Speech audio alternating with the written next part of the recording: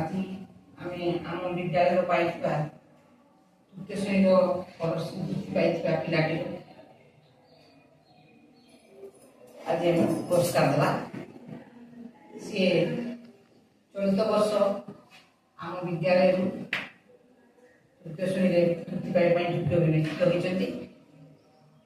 ସମସ୍ତ ପିଲାମାନେ ତାକୁ ଆମେ ସମ୍ବର୍ଦ୍ଧନା ଜଣାଇବା। ତୁମେମାନେ ତା ଭଳି ପାଠ ପଢ଼ି ଭଲ ମଣିଷଟିଏ ହେବା ପାଇଁ ଚେଷ୍ଟା କର। ସମସ୍ତେ ଯେମିତି ଆମେ ଭଲ ମଣିଷଟିଏ ହେବା, ଭଲ ପାଠ ପଢ଼ିବା।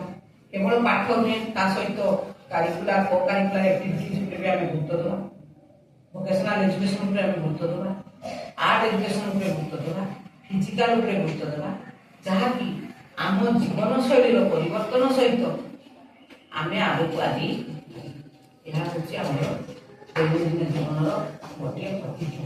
ଆମେ ସମସ୍ତେ ପ୍ରତିଜ୍ଞା କରିବା ଯେ ଆମେ ଭବିଷ୍ୟତରେ ଜଣେ ସୁନାଗରିକ ହୋଇ ଭଲ ମଣିଷଟିଏ ହୋଇ ଏ ସମାଜରେ ଆମେ ଚଳିବା। ଆଜି ଆମେ ତାଙ୍କୁ ସମସ୍ତେ କରତାଳି ଦିଅ, ତାଙ୍କୁ ଆମେ